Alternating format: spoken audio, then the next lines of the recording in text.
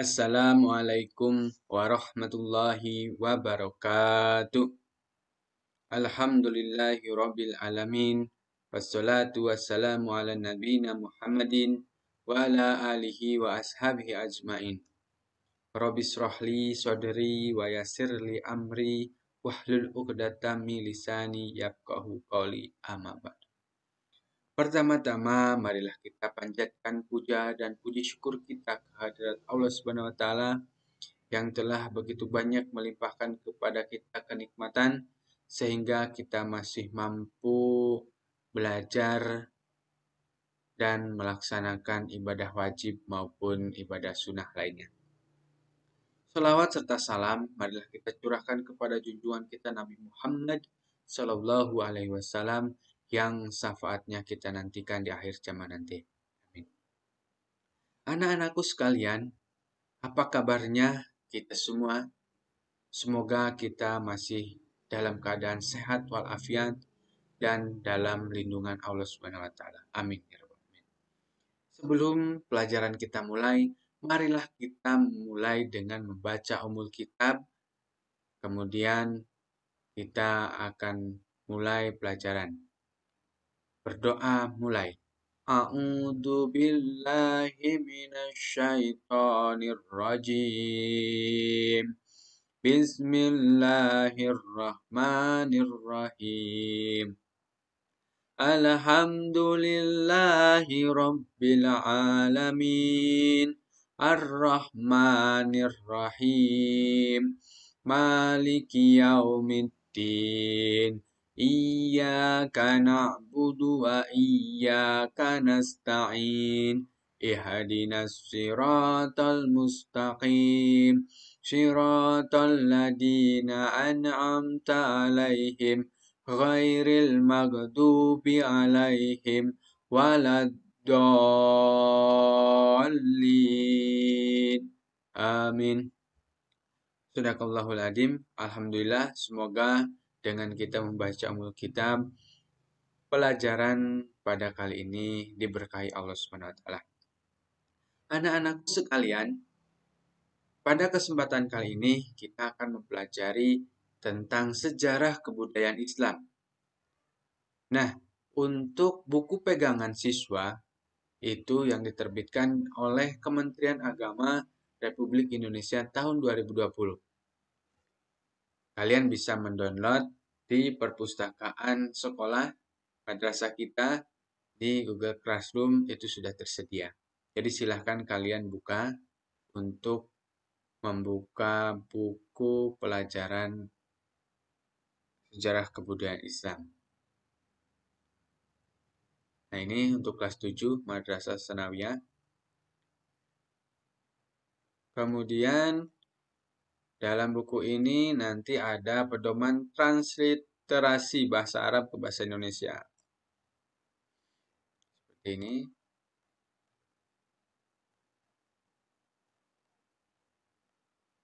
Nah, tata cara atau penggunaan pedoman buku menggunakan buku ini, sini ada, silahkan bisa dibaca.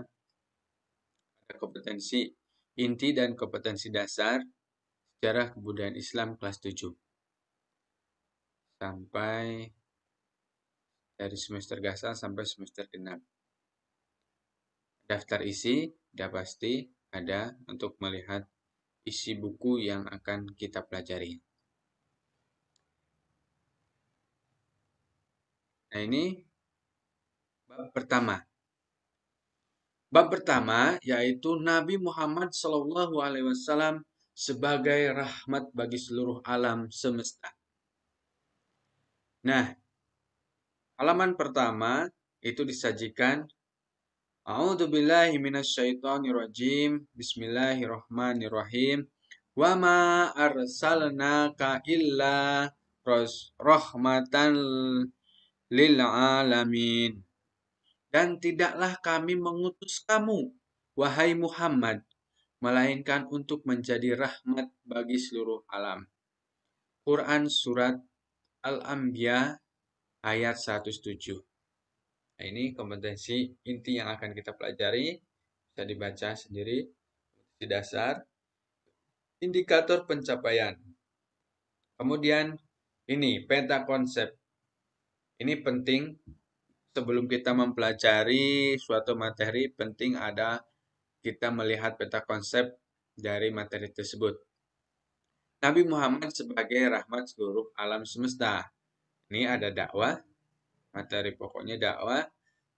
Kemudian langkah, tantangan, dan strategi. Langkah itu pendekatan lemah lembut. Penanaman akidah yang pertama. Yang kedua, pendekatan lemah lembut. Yang ketiga, merubah perilaku jahiliyah. Yang keempat, mengangkat dan melindungi hak asasi manusia. Tantangan itu ada ancaman dan penghinaan yang ditujukan kepada Nabi Muhammad pada pengikutnya. Kemudian, membujuk Nabi itu dengan harta, tahta, dan wanita, bertukar sesembahan, membujuk Abu Thalib. Kemudian pembaikotan. Kemudian ada strategi, ada rahasia, terang-terangan, dan hijrah. Rahasia itu yang melatar belakangi turunnya Quran surat Al-Mudassir ayat 1-7. Berlangsung selama 3 tahun, sasaran keluarga dan orang-orang terdekat Nabi. Kemudian terang-terangan. Nah, terang-terangan itu yang melatar belakangi turunnya surat Al-Hijr ayat 94. Kemudian sasaran semua masyarakat Mekah. Kemudian ada yang menolak dan menerima. Kafir Quraisy gencar memusuhi Nabi. Nah, hijrah itu ada Taif dan Hasbi. Nah, langsung saja masuk kita ke prawacana.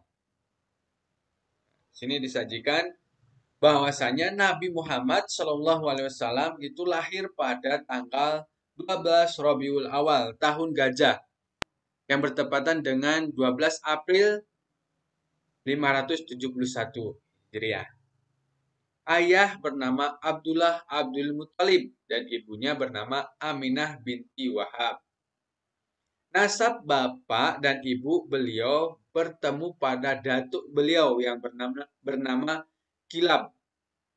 Jika diruntut sampai atas nasab, beliau berakhir pada Nabi Ismail ibnu Ibrahim, bapak orang Arab Al-Musta'ribah.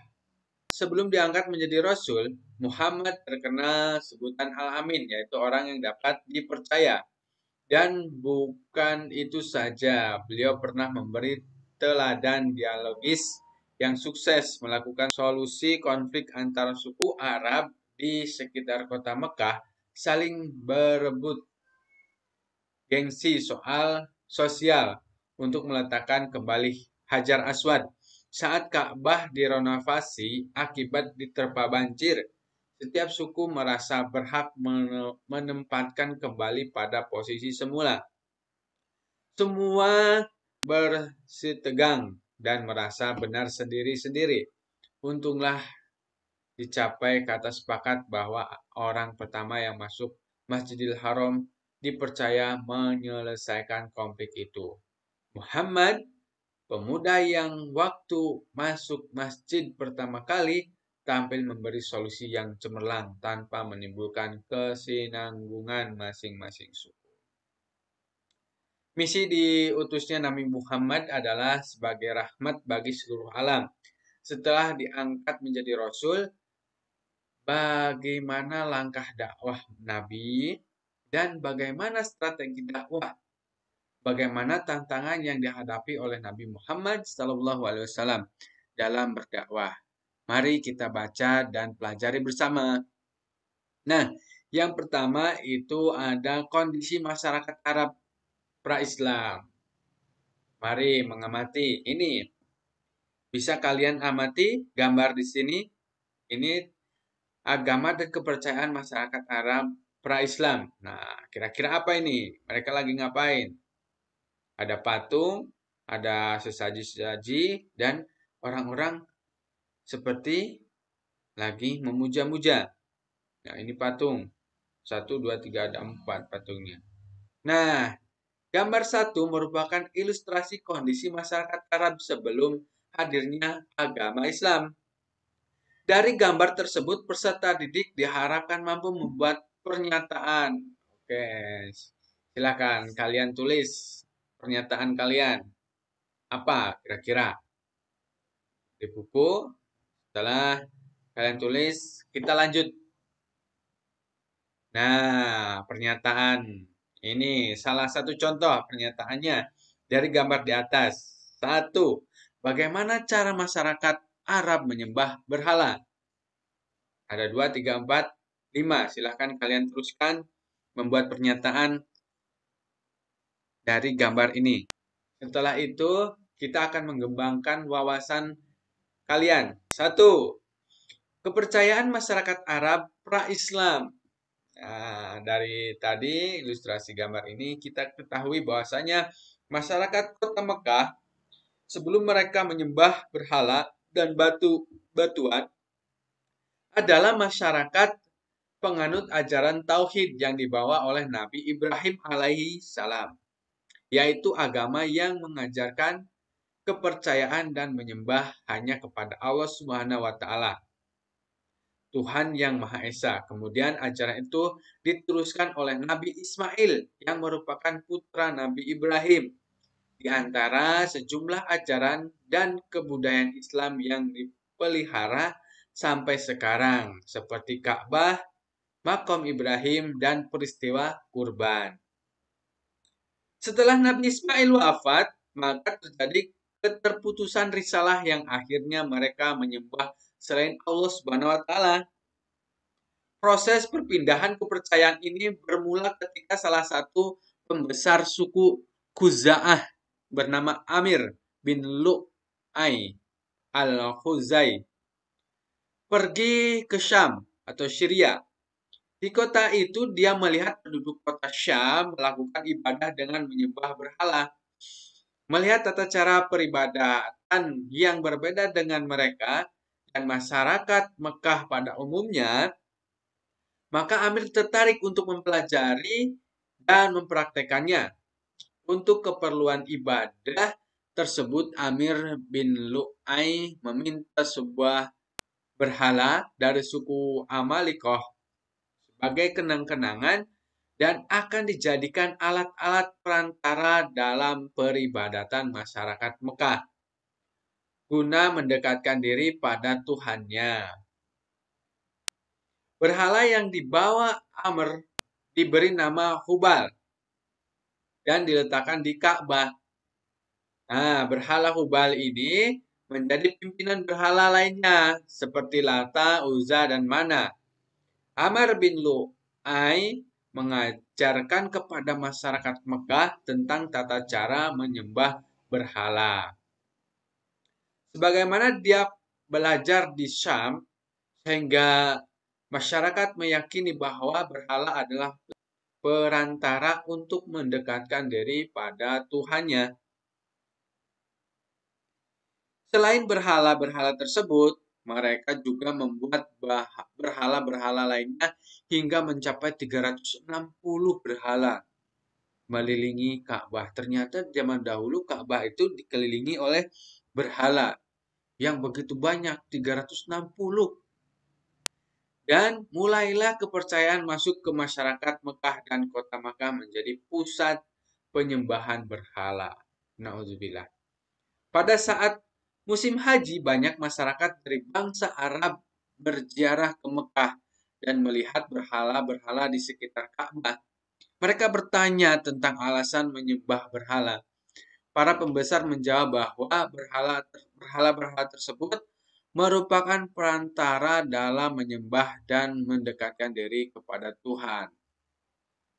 Setelah itu mereka pulang ke daerah asal dan meniru tata cara ibadah masyarakat Mekah. Mulai kepercayaan baru menyebar ke seluruh jazirah Arab.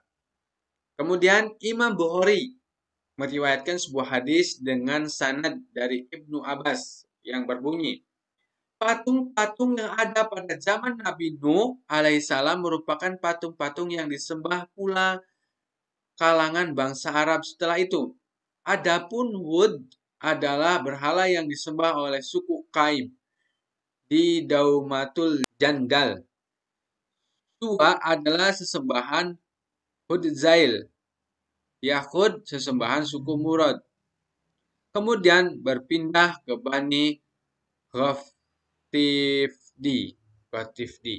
di lereng bukit yang terletak di kota Sabah. Adapun Ya'uq adalah sesembahan suku Hamdan. Nas sesembahan Himyar dan keluarga Jihila. Padahal nama-nama itu adalah orang-orang soleh. Oh, ternyata nama-nama ini orang-orang soleh di zaman Nabi Nuh alaihissalam. Setelah orang-orang soleh tersebut wafat, setan membisikkan kaum yang saleh supaya dibuat patung-patung mereka di tempat-tempat pertemuan dan menemaninya sesuai dengan nama-nama mereka. Patung-patung itu tidak disembah sebelumnya oleh orang-orang saleh tersebut. Itu meninggal dunia. Jadi orang-orang saleh tersebut meninggal dunia dan ilmunya telah hilang. Dari situlah penyembahan terhadap berhala-berhala dimulai. Dari situ ternyata awal mulanya. Nah, di sini ada tata cara peribadatan mereka dalam menyembah berhala. Sebagai berikut. Berdiam di sisi berhala, berlindung kepadanya, memuji dan meminta pertolongan kepadanya. Masyarakat Arab Quraisy berkeyakinan bahwa berhala-berhala tersebut dapat memberi syafaat dan pertolongan kepada mereka. Ketika berhaji, mereka tawaf mengelilingi berhala-berhala tersebut dan bersujud kepadanya. Mendekatkan diri kepadanya dengan memberikan berbagai sesembahan. Ketika menyembelih hewan, mereka menyebut nama-nama berhala itu. Nah, masyarakat Mekah atas penyimpangan ajaran-ajaran tauhid yang telah diajarkan oleh Nabi Ibrahim dan diteruskan oleh Nabi Ismail saat itu disebutlah di masa jahiliyah. Jadi setelah ajaran Nabi Ibrahim alaihissalam dan yang diteruskan oleh Nabi Ismail alaihissalam itu terjadi kemunduran, yaitu menyembah berhala. Kemudian di masa itu disebutlah masa jahiliyah. Nah, jahiliyah bukan berarti mereka bodoh dari keilmuannya, namun mereka bodoh dari keimanan kepada Allah Subhanahu wa taala. Seperti tuntunan yang sudah diajarkan oleh Nabi Ibrahim, adapun faktor penyebab penyimpangan tersebut. Nah, ini penyebabnya yang melatar belakangi masyarakat Mekah dalam menyembah berhala. Yang pertama, adanya kebutuhan terhadap Tuhan yang selalu bersama mereka, terutama saat mereka membutuhkan. Yang kedua, kecenderungan yang kuat mengagungkan leluhur yang telah berjasa terutama kepada kabilah nenek moyang mereka. Rasa takut yang kuat menghadapi kekuatan alam yang menimbulkan bencana mendorong mereka mencari kekuatan dari luar Tuhan. Nah, ini di samping kepercayaan terhadap penyembahan berhala seperti di atas, menurut Lafidus dan Al-Mubarakfuri terhadap agama lain yang juga dianut masyarakat Arab seperti agama Yahudi, Nasrani, Majusi, dan Sabai. Agama Yahudi dibawa oleh bangsa Yahudi yang melakukan eksodus besar-besaran pada tahun 578 sebelum Masehi ke wilayah selatan dari Kan'an di Palestina ke Khaybar dari wilayah Hijaz. Karena saat itu bangsa Yahudi dijajah bangsa Romawi di Hijaz, mereka menetap di Yasrib dan Taima. Melalui merekalah agama Yahudi menyebar di Arab. Menurut Hasan ibnu Ibrahim Hasan, agama Nasrani masuk ke Arab sekitar tahun 340 Masehi saat invasi bangsa Romawi dan Habasyah Ethiopia, meskipun tidak mengalami kesuksesan dalam penyebarannya. Para pemeluk agama Nasrani adalah penduduk Gosan, Bani Tagalib, dan Bani To'i. Sementara agama Majusi, menurut Rizqullah, banyak dianut masyarakat Arab yang tinggal di sekitar Persia, seperti Irak, Bahrain, Hajar, dan beberapa wilayah sekitar pantai Teluk Arab. Saat Yaman masuk berada di bawah kekuasaan Persia, agama Majusi juga pernah dianut oleh masyarakat Yaman dan Arab Selatan. Nah, sedangkan agama Sabi'i yang pemeluknya menyembah bintang-bintang, planet-planet, dan matahari banyak berkembang dan dianut oleh penduduk Bani Kildan Al-Kidaniyun yang merupakan bagian dari suku bangsa Arab yang berdiam di Syam dan Yaman.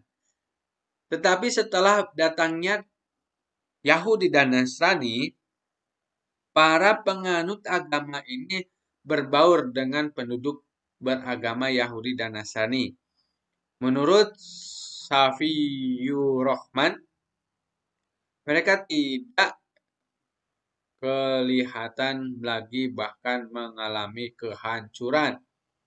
Nah, setelah kepercayaan tersebut terhadap berhala dan agama-agama tersebut, masyarakat Arab juga ada yang menyembah malaikat dan menyembah jin.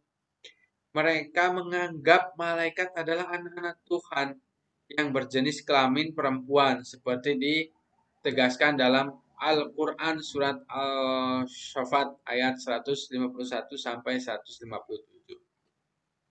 Nah, itu kondisi masyarakat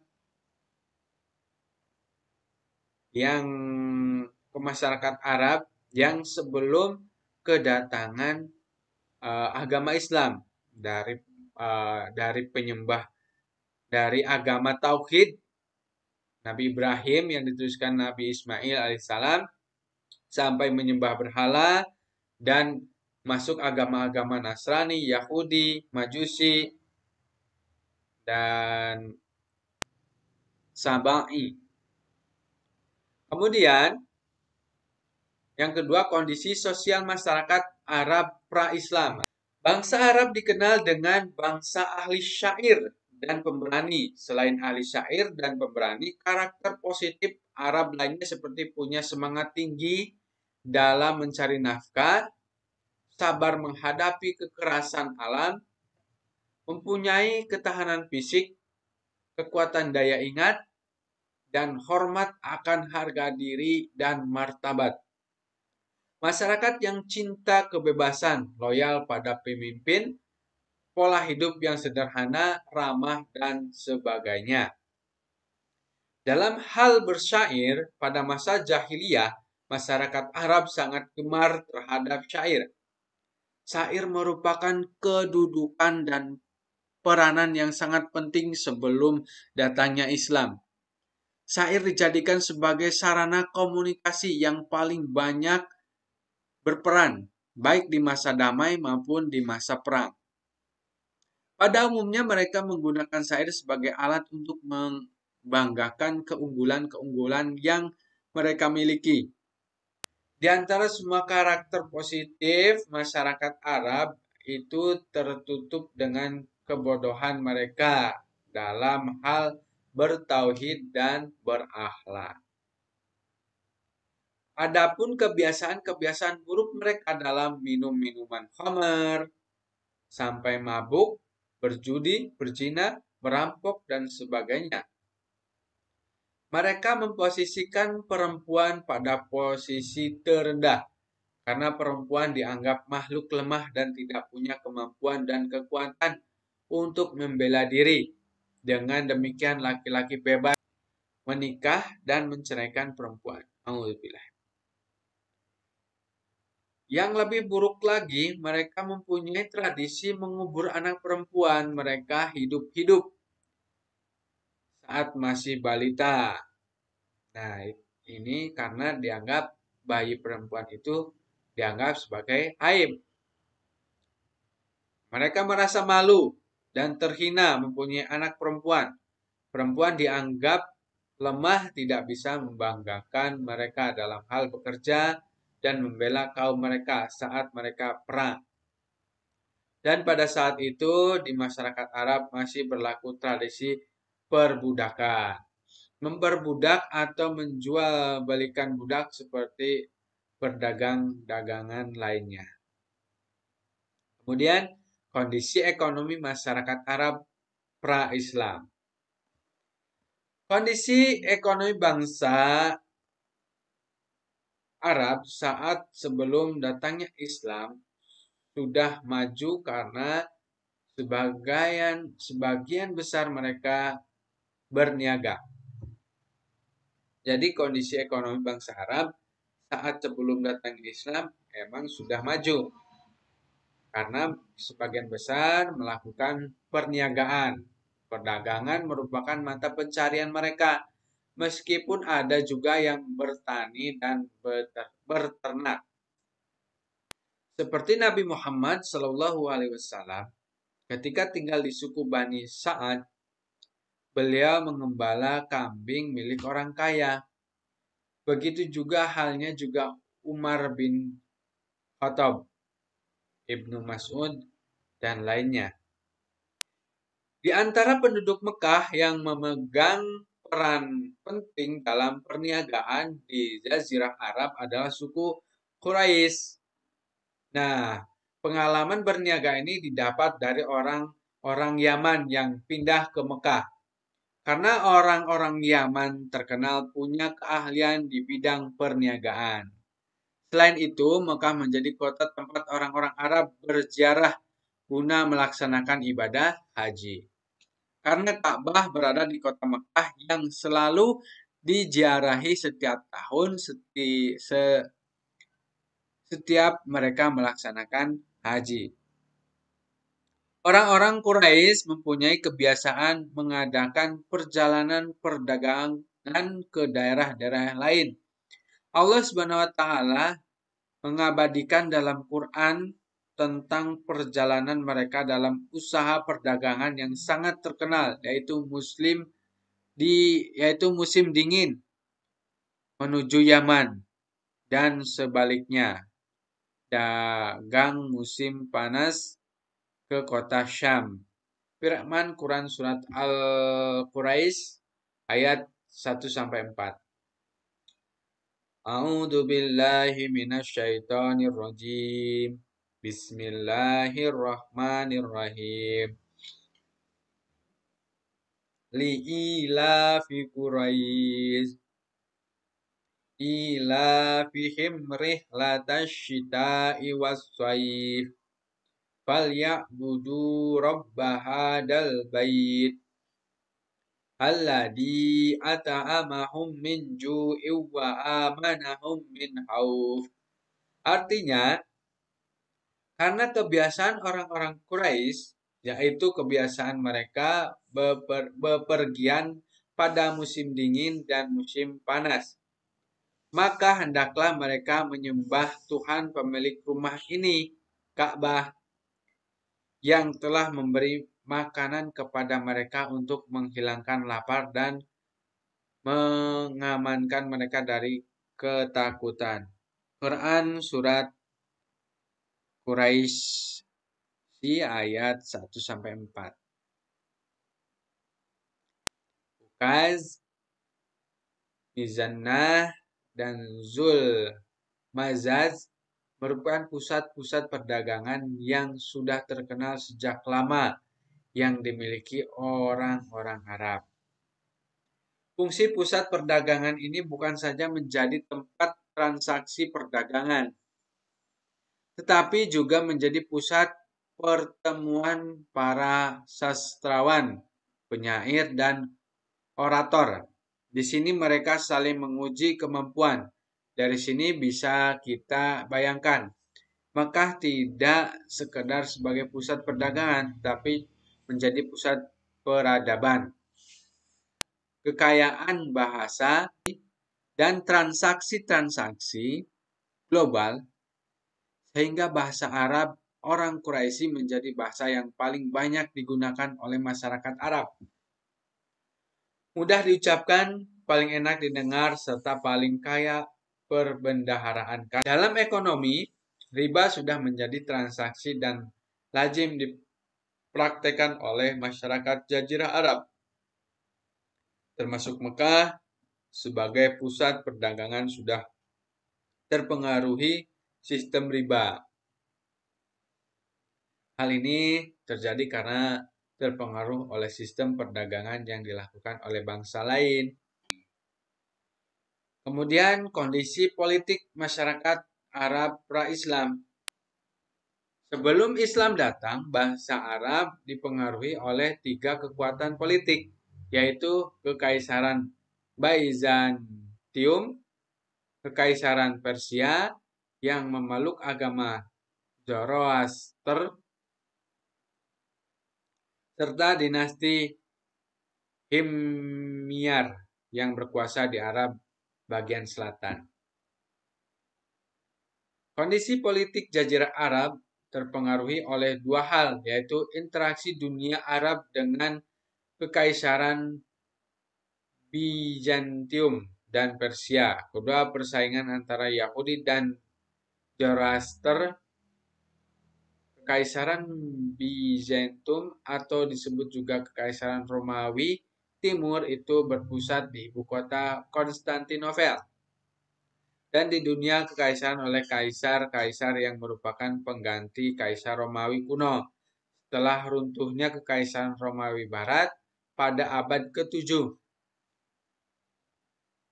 Imperium ini telah meliputi Asia Kecil, Syria, Mesir, dan sebagian daerah Italia, seperti sejumlah wilayah pesisir Afrika. Sedangkan Kekaisaran Persia adalah Kekaisaran Persia pra-Islam. Terakhir dipimpin oleh dinasti Sassanid, merupakan wilayah Iran, Irak, Armenia, Afghanistan, Turki bagian timur, dan sebagian India, Syria, Pakistan, Kaukasia, Asia Tengah, dan Arabia. Bangsa Arab terdiri dari beberapa suku yang sangat fanatik, yang berlebihan dan loyal pada pemimpin suku.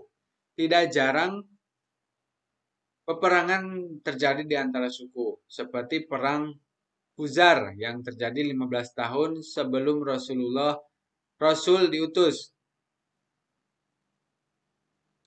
Perang Khuzar merupakan perang saudara yang terjadi beberapa kali. Pertama, perang antara suku Kinanah dan Hawazan. Kemudian suku Quraisy dan Hawazan, serta suku Kinanah dan Hawazan lagi. Di Jazirah Arab juga terdapat beberapa kerajaan yang pernah ada di antaranya. Yang pertama, Kerajaan Kidah antara tahun 480 sampai 529 sebelum Masehi. Kerajaan Kindah adalah satu-satunya kerajaan yang berdiri di tengah-tengah Jazirah Arab di antara hukum yang diatur berdasarkan kabilah. Raja pertama kerajaan ini bernama Hajar Aqil Al-Mirar. Dia tunduk di bawah kerajaan Himyar di Yaman. Cucunya yang bernama Haris bin Amr berhasil meluaskan pengaruhnya ke Hirah. Namun kerajaan mereka hancur dan kembalilah kerajaannya pada kehidupan kabilah. Namun kerajaan Kindah umurnya tidak lama. Penyair yang bernama Imrul Qais, salah seorang pengarang syair-syair masa jahiliyah, menisbatkan dirinya pada raja-raja Kindah. Dia telah berusaha untuk membangun kembali kerajaan leluhurnya namun gagal. Yang kedua, kerajaan Ma'in dan kerajaan Qutban. Tahun 1200 sebelum Masehi sampai 700 sebelum Masehi. Kemudian kerajaan ini hidup di satu zaman. Keduanya adalah kerajaan paling awal di Yaman. Namun sejarah tentang kedua kerajaan ini sangatlah sedikit. Yang ketiga, kerajaan Sabah. Kerajaan Sabah ini berdiri setelah runtuhnya kerajaan Ma'in dan Qutban. Kerajaan Sabah juga meliputi Hadhramaut. Ibu kotanya adalah Ma'rab. Kerajaan ini menjadi terkenal disebabkan dua hal. Pertama, adanya Ratu Bilqis. Kisah tentang ratu ini dengan Nabi Sulaiman disebutkan dalam Quran surat An-Naml. Kedua, bendungan Ma'rab yang besar. Bendungan ini menjadikan Yaman menjadi sebuah negeri yang makmur dan sejahtera. Namun kemudian bendungan ini hancur. Maka terjadilah sebuah bencana air bah yang dahsyat. Akhirnya penduduk setempat banyak yang pindah ke wilayah utara. Peristiwa ini sekaligus menjadi tanda kehancuran Sabah dan berdirinya kerajaan Himyar. Kerajaan Himyar. Kerajaan ini berdiri setelah runtuhnya kerajaan Sabah dan menjadikan Zafar sebagai ibu kotanya. Sabah dan Himyar meninggalkan peninggalan yang menunjukkan keagungan kemajuan yang dicapai dua kerajaan ini. Kerajaan ini kemudian semakin mundur di akhir-akhir pemerintahannya, sehingga Yaman diduduki oleh orang-orang Romawi dan disusul kemudian oleh Persia. Kerajaan Hirah. Sejarah keamiran Hiran itu mulai sejak abad 111 Masehi dan terus berdiri sampai lahirnya Islam. Kerajaan ini telah berjasa juga terhadap kebudayaan Arab karena warga negaranya banyak mengadakan perjalanan-perjalanan di seluruh Jazirah Arab, terutama untuk berniaga. Dalam hal ini mereka juga menyiarkan kepandaian menulis dan membaca. Karena itu mereka dapat dianggap sebagai penyiar ilmu pengetahuan di Jazirah Arab. Kemudian kerajaan Ghassan. Nama Ghassan ini berasal dari mata air di Syam yang disebut Ghassan. Kaum Ghassan memerintah di bagian selatan dari negeri Syam dan di bagian utara dari Jazirah Arab. Mereka telah mempunyai kebudayaan yang tinggi dan menganut agama Masehi yang diterimanya dari bangsa Romawi dan merekalah yang memasukkan agama Masehi itu ke Jazirah Arab. Kemudian Hijaz. Hijaz berbeda dengan negeri-negeri Arab lainnya. Negeri Hijaz belum pernah dijajah, diduduki dan dipengaruhi negara-negara asing. Hal ini dikarenakan letak geografis dan negeri miskin, sehingga tidak menarik negara-negara lain untuk menjajahnya. Kota terpenting di daerah ini adalah Mekah, tempat Ka'bah berada. Pada awalnya Mekah dan Ka'bah dikuasai oleh Nabi Ismail, kemudian putra sulungnya Nabit, dan dilanjutkan oleh penguasa-penguasa kabilah Jurhum. Kemudian suku Jurhum diganti oleh suku Khuza'ah, yaitu datang dari Yaman setelah runtuhnya bendungan Ma'rib dan berkuasa di Mekah selama 300 tahun. Dalam abad kelima Masehi, suku Quraisy merebut kekuasaan Mekah dari Ka'bah dari Khuza'ah. Mereka mengalami kemajuan di bawah kekuasaan suku Quraisy untuk mengurus Mekah dan mengamankan para penziarah yang datang ke kota Mekah. Suku Quraisy mendirikan semacam pemerintahan. Selain itu, suku Quraisy mengatur urusan yang berkenaan dengan Ka'bah. Adapun 10 jabatan tinggi yang dibagikan kepada kabilah dari suku Quraisy, yaitu Ijabah, penjaga kunci Ka'bah. Kedua, Shikoyah, penjaga air mata Zam-Zam. Ketiga, Diyat, kekuasaan hakim, sipil, dan kriminal. Keempat, Sifarah, kekuasaan usaha negara atau duta. Terus, Liwa, jabatan ketentaraan. Kemudian, Rifadah, pengurus pajak bagi fakir miskin. Nadwah, jabatan ketua dewan. Haiman, pengurus balai musyawarah. Khazinah, jabatan administrasi keuangan. Azmil, penjaga panah peramal untuk mengetahui pendapat para dewan-dewan. Nah, itu saja pelajaran kali ini yang kita pelajari dari masyarakat pra-Islam yang ada di Arab sampai kondisi politik yang ada di Arab pra kedatangan Islam.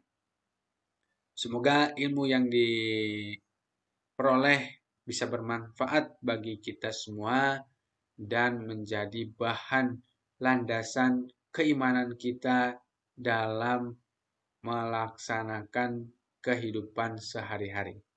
Karena penting sekali kita mempelajari sejarah kebudayaan Islam, dengan itu akan bertambahnya keimanan dan keyakinan kita terhadap agama Islam yang kita peluk, dan kita akan semakin kuat untuk melaksanakan syariat-syariat Islam yang kita yakini.